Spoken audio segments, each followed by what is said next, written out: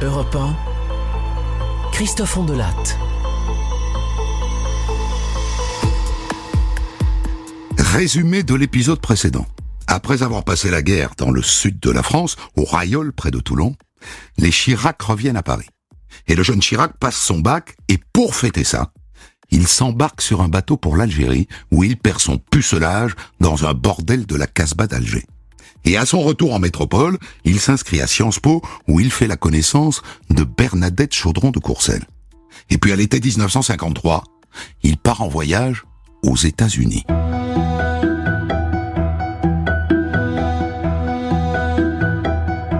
Au mois de novembre 1953, le jeune Chirac est encore aux États-Unis. Et là, il reçoit un télégramme de son père. Reçu aux écrits de l'École nationale d'administration, stop. Prière de rentrer en France pour passer l'oral, stop. Fini la galéjade. Et voilà donc le jeune Jacques devant le jury du grand oral de l'ENA. Grippé. Dites-moi, jeune homme, pouvez-vous nous parler de Bayreuth? Ah, monsieur le président, je préfère vous le dire tout de suite, je ne suis pas du tout musicien, hein. Interrogez-moi sur l'archéologie, la peinture, la sculpture ou la poésie, oui, mais sur la musique... Et puis arrive une dernière question. On se réfère, monsieur, souvent à la philosophie d'un médecin de l'Antiquité. Vous voyez qui je veux dire, monsieur Chirac? Oui. Vous voulez parler d'Hippocrate? Éclat de rire général. Il a dit Hippocrate au lieu d'Hippocrate. Mais il est quand même reçu. Il entre à l'ENA. Mais avant d'y aller, il lui reste une formalité à accomplir, le service militaire. On est en 1954. Chirac part d'abord faire son apprentissage d'officier au 11e régiment de chasseurs d'Afrique à La Chêne, en RFA. Et puis, éclatent les événements d'Algérie. Cette guerre qui ne veut pas encore dire son nom. Jacques Chirac veut y aller. Mais avant de partir, il décide de se marier avec Bernadette Chaudron de Courcelles, dont il a fait la connaissance sur les bancs de Sciences Po.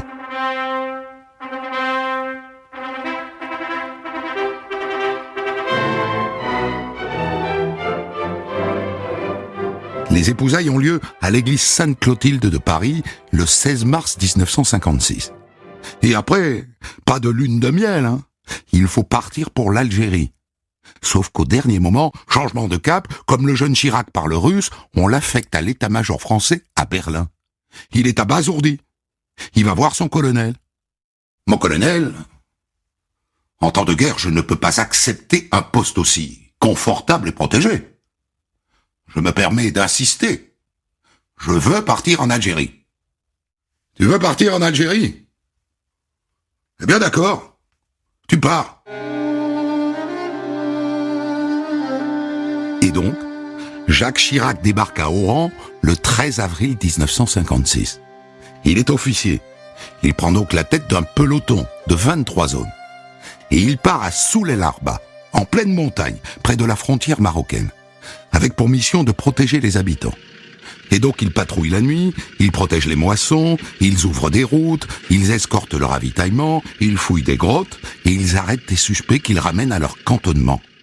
Chirac jure qu'il n'a jamais assisté à quelque torture que ce soit.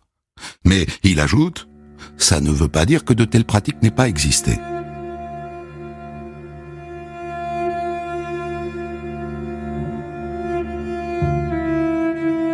Un jour, un jeune Algérien de 14 ou 15 ans saute sur une mine devant lui. Chirac se précipite, il croit qu'il est indemne, il ne saigne pas. Il le prend dans ses bras, il ouvre sa chemise, et là il découvre un petit trou rouge. Un éclat s'est logé dans son cœur. Le gamin ferme les yeux, dans ses bras, et son corps devient plus lourd. Il est mort.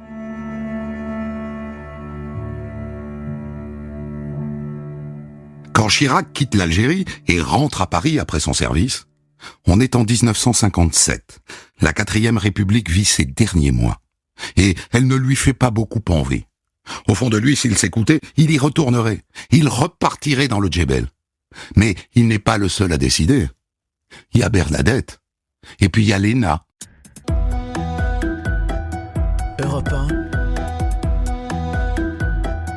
Christophe Ondelatte. Quand il rentre d'Algérie, le jeune Chirac est frappé par l'état de la France, son effondrement moral, politique et administratif. La 4e République est finissante, il n'est pas sûr du tout de vouloir passer sa vie à servir cet État qu'il ne juge pas digne de ce nom. Sans compter les professeurs de l'ENA qui lui expliquent que le redressement économique de la France est impossible. Des défaitistes. Il est un peu découragé, notre Chirac. Et puis là-dessus, le général de Gaulle reprend les rênes du pays. En 6 semaines, la balance des paiements est à nouveau à l'équilibre. Ah, ça va mieux. Chirac a conclu qu'il faut se méfier des technocrates et des économistes. La France se redresse, contrairement aux prévisions défaitistes. Dès son entrée à l'ENA, Chirac fait son premier stage à la préfecture de Toulon, où il est accueilli par le préfet Abel que tout le monde appelle Bibise, parce qu'il embrasse à tour de bras. Écoutez Chirac, c'est très simple. Moi qui vous parle, j'ai fait une carrière que l'on peut qualifier de brillante. Je ne doute pas que vous fassiez la même, à condition de commencer par accepter, comme je l'ai fait, les tâches les plus modestes. Votre premier travail sera donc de porter des plis que je vous donnerai à leur destinataire. Ça dure 2 jours. Et le 3e, Chirac découvre qu'en donnant le pli à l'huissier, l'autre livre le pli aussi bien que lui. Et du coup, pendant 6 mois de stage, il s'ennuie. Il écoute la radio, il suit le lancement du premier Spoutnik par les Russes, le premier vaisseau extraterrestre. Jamais à Moscou, vedette n'aura bénéficié d'un tel déploiement de publicité. Le Spoutnik a fait recette et des affiches préparent déjà les moscovites au futur voyage dans la Lune. Il s'ennuie, mais consolation, c'est là, à Grenoble, qu'il découvre l'agriculture. Il se lie d'amitié avec un dirigeant syndical et il pond un rapport de stage sur le développement économique de l'Isère alpestre, qui lui vaudra la plus mauvaise note de sa promo.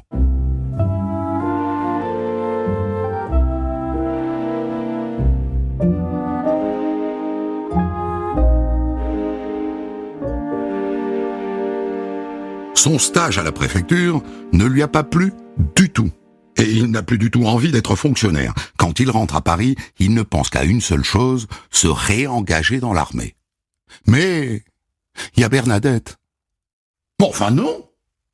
Nous venons d'avoir une petite fille, Jacques. Laurence a besoin de nous. L'armée. Il faut terminer ce parcours à l'ENA, Jacques. Il n'a pas le choix.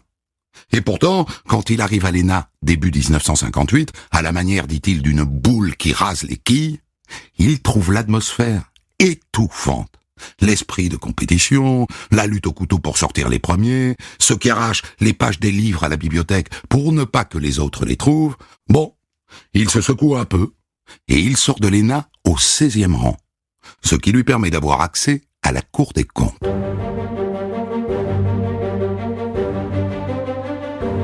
Et donc, il va servir le général de Gaulle. Fini les molasses de la 4e République. Le général a redressé la France. Et le général pour Chirac, c'est un mythe, comme Vercingétorix, comme Jeanne d'Arc, Richelieu ou Clémenceau. Le servir est exaltant.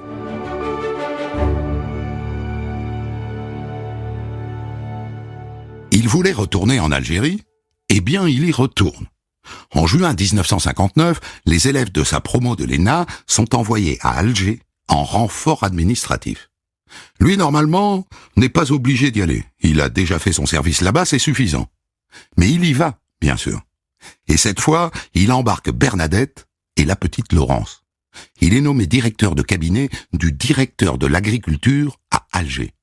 Et ça n'est pas rien. Parce que pour calmer les ardeurs des indépendantistes, le gouvernement vient de lancer un plan de la dernière chance. Le plan de Constantine, qui consiste à redistribuer une partie des terres des propriétaires coloniaux aux paysans musulmans. Ce plan, il veut y croire, Chirac. Et ils ne sont pas très nombreux, Les autres ont compris que c'était trop tard. Mais lui, il rêve toujours d'un compromis, d'une cohabitation. Bien sûr que l'Algérie a droit à l'indépendance. Mais les pieds noirs et les harkis doivent rester. C'est chez eux.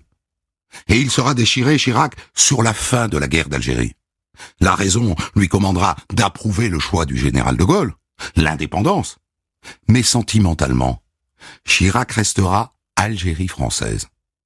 Nous avions engagé notre parole et notre honneur, en même temps que la parole et l'honneur de la France, en affirmant aux populations ralliées à notre cause que nous ne les abandonnerions pas. Ensuite est venu le moment où la mort dans l'âme. Nous avons dû laisser à la merci de l'adversaire ce qui nous avait fait confiance et qui souvent s'était compromis en notre faveur.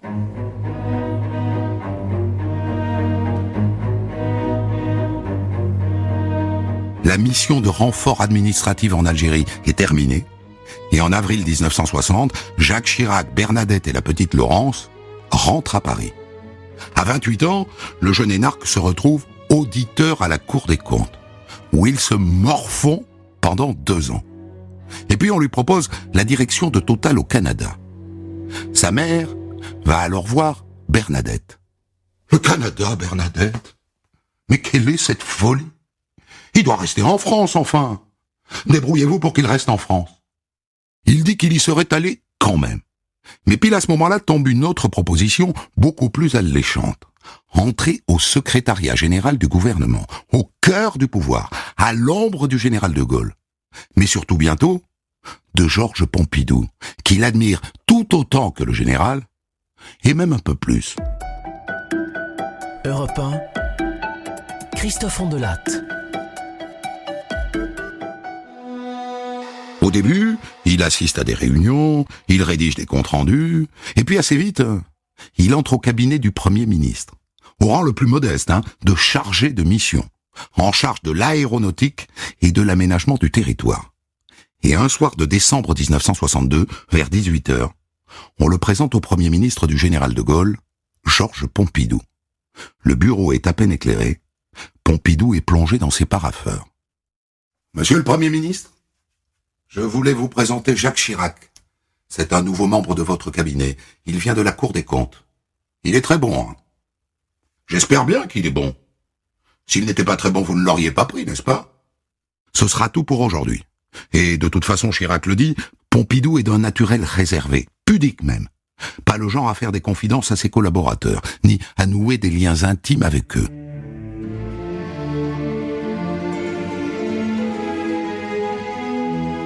Assez vite, au cabinet de Pompidou, Chirac hérite d'une réputation de bulldozer. Parce qu'il n'hésite pas à bousculer l'administration, qu'il trouve trop frileuse. Et en contrepartie, il devient suspect de ne jamais prendre le temps de réfléchir, de ne jamais douter, de ne jamais faire dans la nuance. Mais lui dit que c'est une question d'efficacité.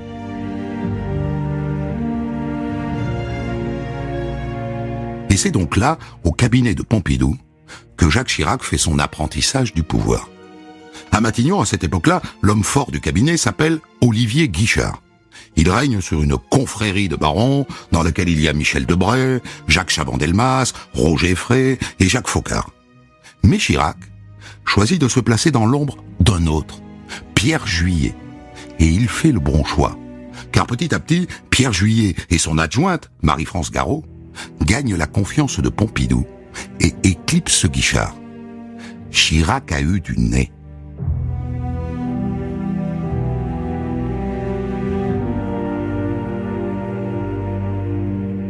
Et c'est Pierre Juillet qui pousse Jacques Chirac à s'engager en politique, dans un bastion de gauche réputé imprenable, la Corrèze. Pompidou est sceptique. « Vous pouvez toujours essayer, Chirac. Allez-y, essayez. » Il commence en 1965 par se présenter au municipal de Sainte-Féréole, le berceau de la famille de sa mère.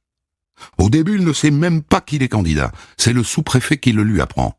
« Vous n'êtes pas au courant, monsieur Chirac? Ah, vous êtes sur la liste du Rassemblement républicain. Vous êtes même sûr d'être élu puisqu'il n'y a pas d'autre candidat. » Il appelle alors le maire. « Écoute, Jacques, je t'ai écrit, tu n'as pas répondu. J'en ai conclu que tu étais d'accord. » Il n'avait pas reçu la lettre. Et donc il est candidat et devient conseiller municipal de Sainte-Féréole.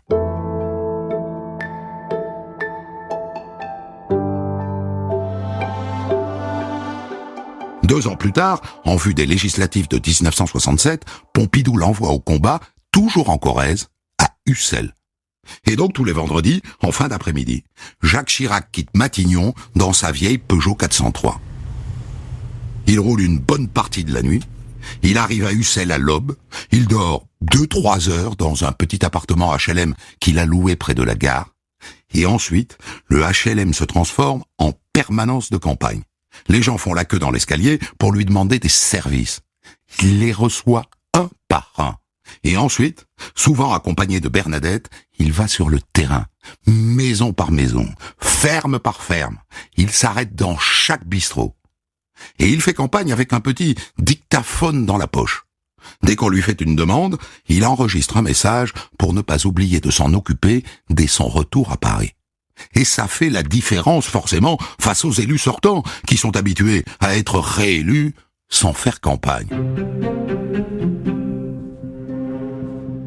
Cela dit, Jacques Chirac a un atout. Il est au cabinet du Premier ministre. Et la Haute-Corrèze à cette époque est l'une des régions les plus sous-développées de France. Elle manque de tout, de routes, d'écoles, de téléphones. Et lui, au cabinet de Pompidou, il est bien placé pour obtenir des subventions. Il appelle un ministre et hop, le problème est résolu. Et ça plaît. Et puis Chirac a un autre atout. Il connaît bien Marcel Dassault, l'avionneur, qui est un ami de son père. Et je vous rappelle qu'au cabinet de Pompidou, il s'occupe entre autres d'aéronautique. Dassault a décidé d'aider le jeune Chirac à devenir député.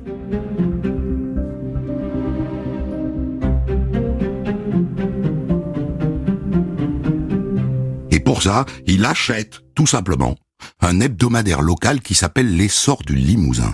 Et il le transforme en journal de campagne. Et en échange, Dassault aimerait bien que Chirac devienne un jour secrétaire d'État à l'aviation civile. Donnant. Et puis il arrive à retourner en sa faveur 2 ou 3 caciques locaux qui sont pourtant de gauche. Henri Queuille, par exemple, c'est un radical qui a été chef du gouvernement à 3 reprises sous la 4e. Jacques Chirac.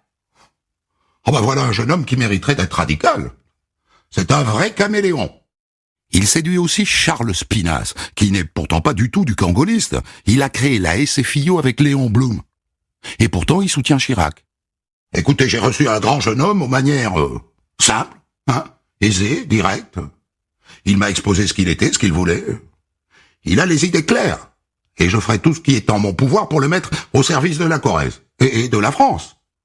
Un socialiste.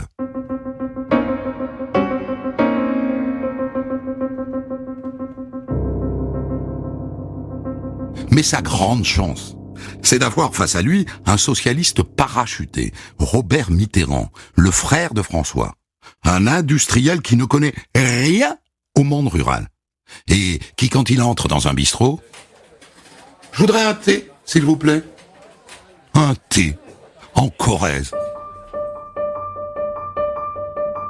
Le 12 mars 1967, Jacques Chirac est élu de justesse, mais élu tout de même, député de Corrèze. De toute la majorité gaulliste, il est le seul à conquérir un siège. Le gouvernement Pompidou n'a de majorité que d'un siège, celui de Jacques Chirac. Quelques jours plus tard, le député Chirac est attablé dans une brasserie de Limoges. Il est en train de lire La Montagne, qui parle de sa victoire. Il a commandé une bonne choucroute. On demande Monsieur Chirac au téléphone. Bonjour, je suis Jacques Chirac. C'est pour vous, monsieur, c'est le général de Gaulle. Le général veut le voir demain à 11h. À 11h pétantes, Jacques Chirac, jeune député de Corrèze, pénètre dans le bureau du général de Gaulle à l'Élysée. Pas si impressionné que ça, même si c'est la première fois qu'il le rencontre en tête à tête. Il faut dire que depuis 5 ans qu'il est au cabinet de Pompidou, il l'a croisé des dizaines de fois, mais de loin. Bref, il n'a pas peur. Il n'est pas intimidé. Comment l'aborder? Comment lui parler? Chirac a eu tout le temps d'y réfléchir dans l'antichambre. Il n'a trouvé qu'une seule issue. Le respect, l'admiration. Le personnage tient une place immense dans l'histoire, monumentale. Il ne peut se permettre aucune familiarité. Aucune. Et du coup, il est un peu surpris de trouver un homme accessible, courtois, bienveillant, simple. « Asseyez-vous, Chirac, je vous en prie. » Le général a une fiche posée sur son bureau. Il sait déjà beaucoup de choses sur ce grand jeune homme qui est en face de lui. « Ainsi donc, Vous venez d'être élu député de Corrèze. Et vous étiez déjà conseiller municipal de Sainte-Féréole, je crois. D'où vient votre mère, n'est-ce pas? Il sait tout. Et s'il l'a fait venir, ça n'est pas pour parler de politique en général. Parlez-moi de votre circonscription, monsieur Chirac. On me dit que vous avez obtenu le soutien d'un socialiste. C'est de ça qu'il veut parler. De la politique locale. Des particularités de la Corrèze. Et comment voyez-vous, monsieur Chirac, l'évolution de notre agriculture en Corrèze? Le général s'intéresse aux détails. Il est curieux de tout. Mais en vérité, si le général a fait venir le jeune député Chirac, c'est aussi parce que il est question de remanier le gouvernement. Et qui dit remanier, dit en général rajeunir. 1 mois plus tard, Jacques Chirac croise le Premier ministre Georges Pompidou dans le grand escalier de Matignon. Il rentre tout juste de l'Élysée où il est allé proposer au général la liste de son nouveau gouvernement. « Ah, Chirac, vous ne direz rien, mais je vous ai réservé un strapontin dans mon gouvernement. » Pompidou laisse passer un petit silence, et puis en souriant. « Et surtout, Chirac, souvenez-vous toujours de ne jamais vous prendre pour un ministre. Jamais. »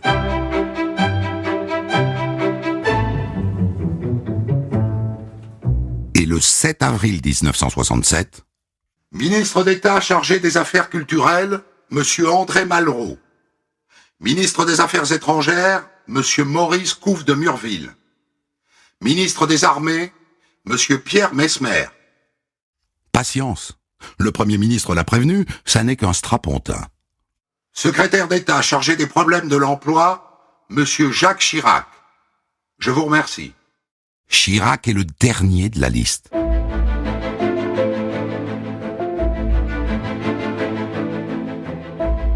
Quand son beau-père, le père de Bernadette, apprend la nouvelle, il dit à sa fille « Vraiment, Bernadette? Votre mari ne sait pas ce qu'il veut. Enfin, il vient à peine de se faire élire député, et voilà qu'il démissionne pour faire autre chose. » Et c'est vrai. Il n'a pas eu le temps d'aller plus de 2 fois à l'Assemblée nationale. Tout est allé beaucoup plus vite qu'il ne pouvait l'imaginer. La carrière politique de Jacques Chirac est lancée. Il va s'y prendre à plusieurs fois, mais il ira jusqu'à la plus haute marche. Mais ça, c'est une autre histoire. On de la raconte. Christophe Ondelatte.